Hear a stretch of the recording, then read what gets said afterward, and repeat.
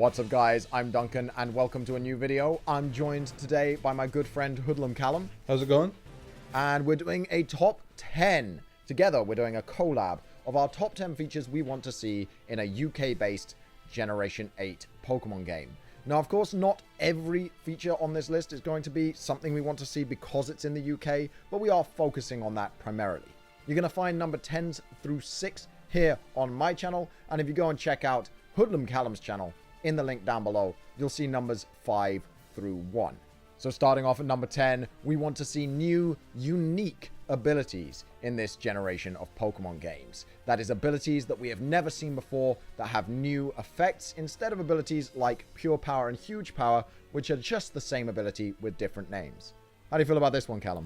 Definitely agree. I think we kind of spoke about it before. We spoke about how special attackers are like kind of a bit OP, so we want like a special and Intimidate. That would be something pretty cool. Oh yeah, special version of Intimidate, absolutely necessary. You did mention a special version of Pure Power. No. And I was like, oh no, Absolutely no, not. no. Absolutely not. But that's way too powerful. Special attacks do tend to have much higher base power. In general, I know not always than physical moves. We just see a lot more coverage as well in the special field, and I feel like if something got a special Pure Power, the coverage and the power of those attacks would just be ridiculous. But definitely for VGC, a special Intimidate could really change up the battlefield. At the moment, special attackers are very, very good in VGC, and a special Intimidate could be really awesome. We had a few more ideas, thinking like the field effects.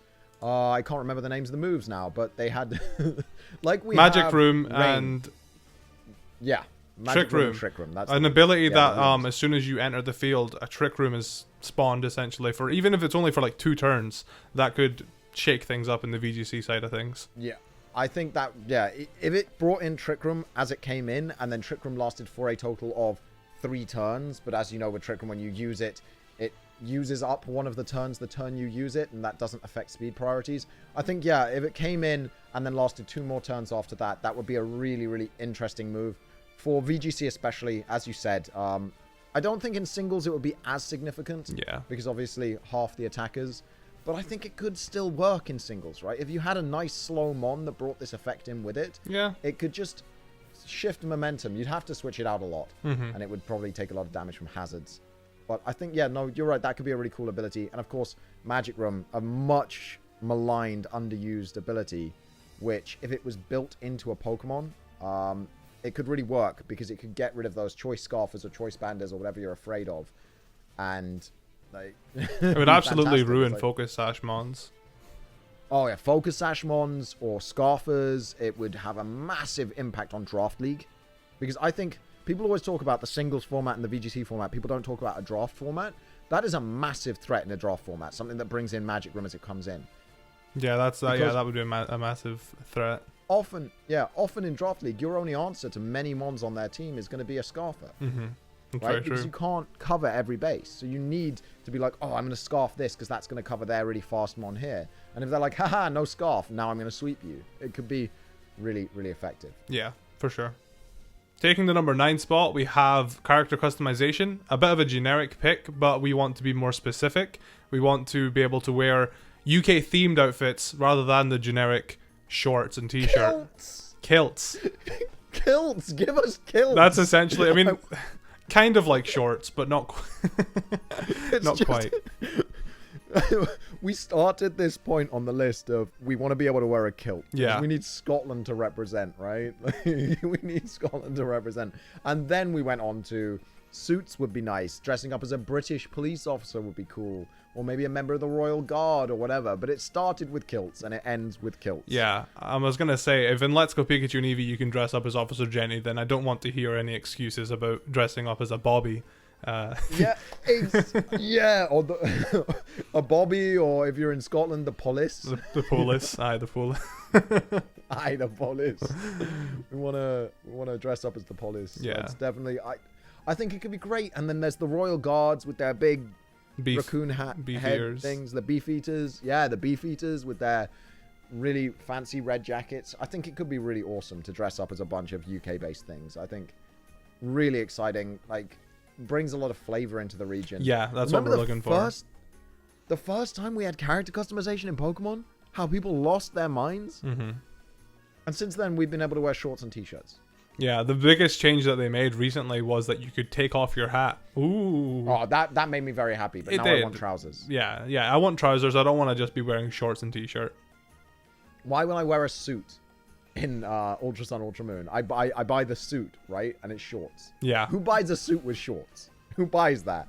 Like, you go on a Hugo Boss and be like, I want a suit. But what I want you to do is take up the legs so it's shorts. Because that's the new... Sounds like 2016 that's the new Callum. hot thing. Sounds like 2016 Callum, honestly. Oh yeah, you did just wear shorts everywhere. He lived in my town for a while and freezing cold here all the time and just went out in shorts all the time. They're comfortable and easy to wear. They are. But we don't want them this time around. No, we want trousers. Well, shorts are fine, but we want trousers as well. Yeah. We want trousers, we want kilts, we want dresses for female characters, not just skirts. Yeah. You know, let's oh, can you imagine a summer dress? Pokemon character, summer dress? Who doesn't love a sundress? Come on. Give it to us.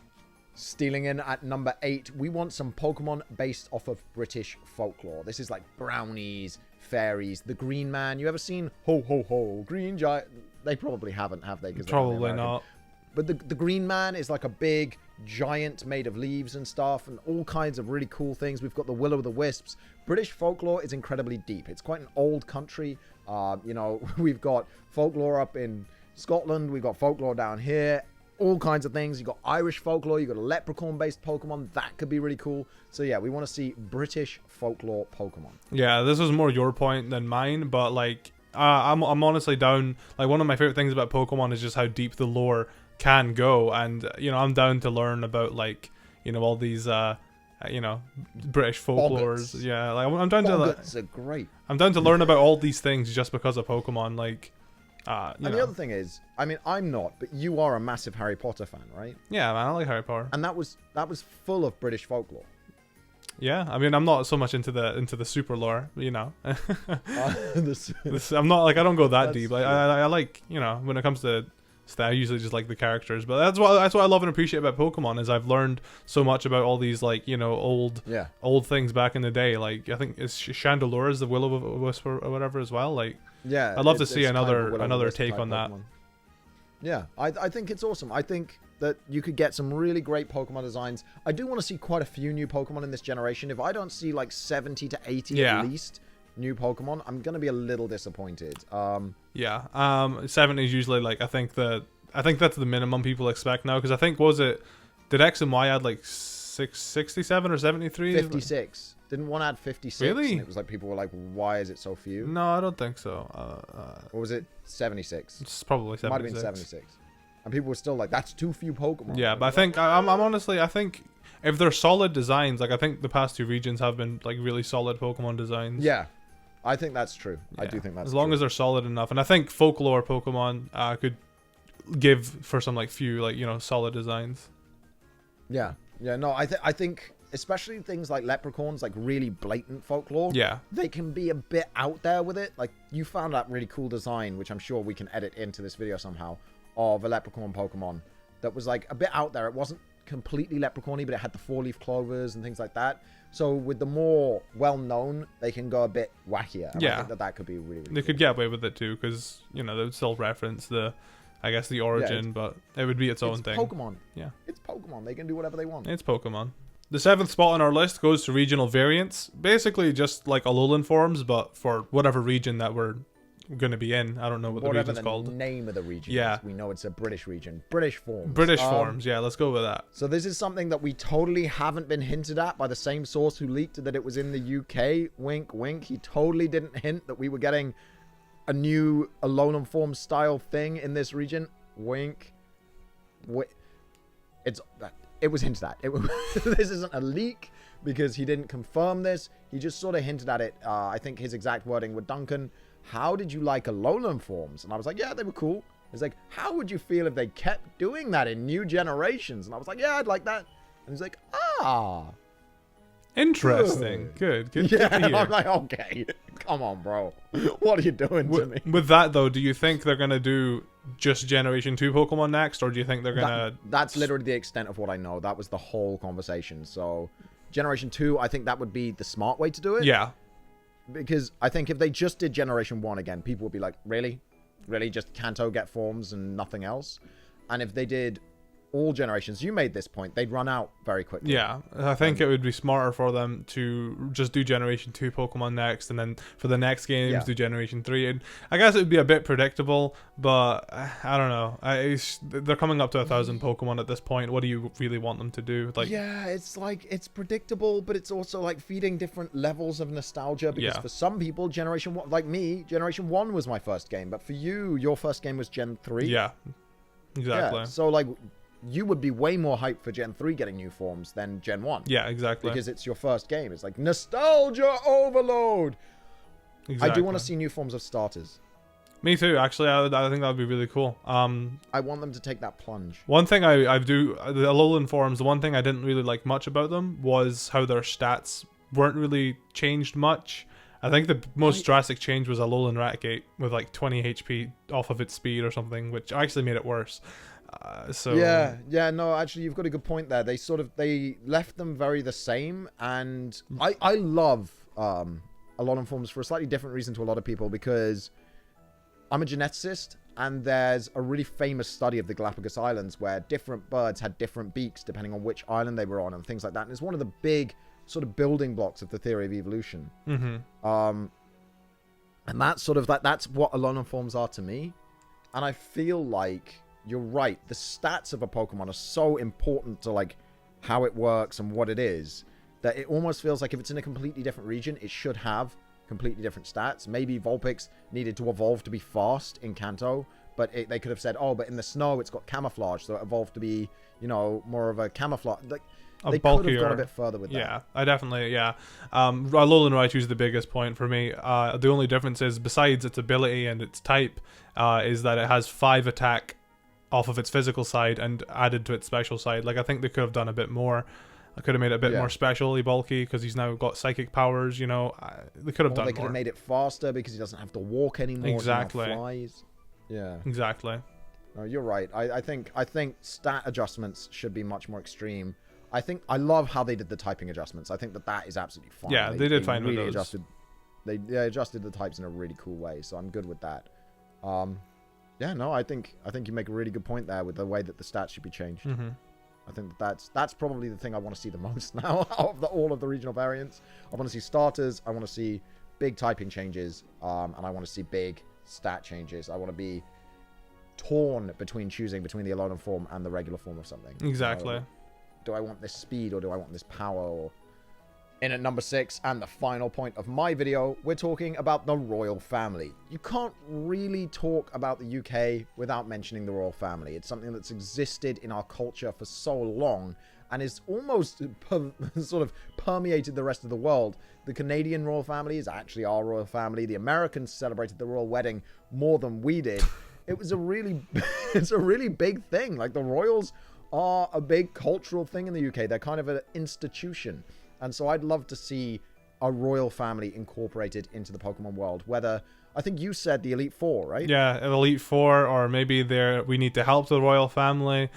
We did have a slight idea that maybe they could be the actual evil team, but I don't think they would ever want to do that. So Elite Four, or you've got to help them in some way, shape, or form. Just something to do with like maybe the storyline, or maybe even they're just a slight reference. I don't think you can do a UK region without them being there, though. Even if it's something really small. Even if it's just a palace, and you go in when you get to one of the towns, you can't do the gym yet because the gym leader is visiting the royal palace. And you have to go into the royal palace, and you meet the queen, and she's got a bunch of Herdiers, and then Yeah, I think they have to be there, big or small. Like, they have to reference it in some way. I think it's just way too important. Otherwise, Herdier is the most corgi-like Pokemon, right? Yeah, I think so. Like, it's not technically a corgi, although we could get maybe in the top 5 you'll see us talking about a corgi Pokemon over on Callum's channel. Check it out. Description. Look at that flawless segue. But yeah, no, the royal family, I think incorporation is important. There could even be different factors of the royal family, because obviously it's a big group of people. They could be spread all around the towns and things. I think it could be awesome. I think it really could be. Yeah, I don't know. Whatever they do with it. Elite Four's unlikely. Yeah, for sure. But like, it's just, you know, it's a suggestion. You know? The Queen is the champion. One will crush you. Jesus. Okay. All right. Well, with that said, that's our 10 through 6 of this top 10. If you've enjoyed it, please leave a like. Remember to subscribe and check out Callum's 5 through 1 over on his channel right now. Link on your screen. Thank you for having me. Yeah, Lotad, if you leave this in, I'll scream at you. He's gonna leave it in. He's definitely gonna leave that in. What way you say you'll scream at him? Yeah. He loves being screamed at. Is that his kink? Oh, Lotad.